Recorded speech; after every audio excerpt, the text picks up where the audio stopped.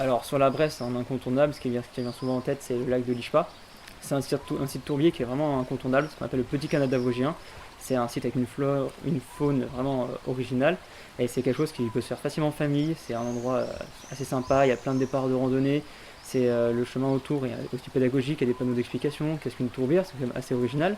Et il y a pas mal de départs de randonnée vers la mine de l'Ishpa, vers la lac de la Ténine, vers les Hauts-Viaux, etc. Donc c'est quelque chose qui est très intéressant à voir et c'est vraiment une activité familiale et c'est joli en toute saison, en hiver, automne ou été. Il y a des choses magnifiques, les couleurs, tout est très joli à voir, donc c'est vraiment incontournable sur la Bresse. On a d'autres lacs, le lac des Corbeaux, le lac de Blanchemer, même le barrage de la Lande. Donc ça c'est tous des lacs qui sont des lacs de montagne.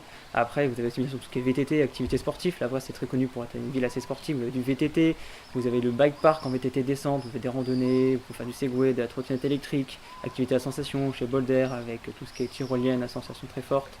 Vous avez aussi pas mal d'autres choses, vous avez aussi tout le côté culturel, travail du bois, travail du granit, le chitage aussi qui est très apprécié par les gens. Donc il y a un large panel d'activités et la Bresse, il y a plein de choses à faire.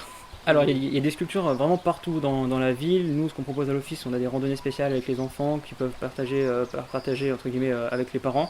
C'est une randonnée qui va se passer un peu partout, des découvertes, des sculptures qui sont entre guillemets là toute l'année. Et puis, bien sûr, chaque année, vous avez le festival de sculpture Camille Claudel. Cette année, ça sera en septembre, donc du 10 au 19 septembre. Et donc, du coup, là, c'est l'occasion de voir les sculpteurs en action. Et puis, au fur et à mesure de l'année, on peut croiser des sculptures un peu partout. Même certains commerçants ont aussi des sculptures de chaque concours. Et même aussi, des fois, à la Maison de la Bresse, ils en exposent quelques-unes.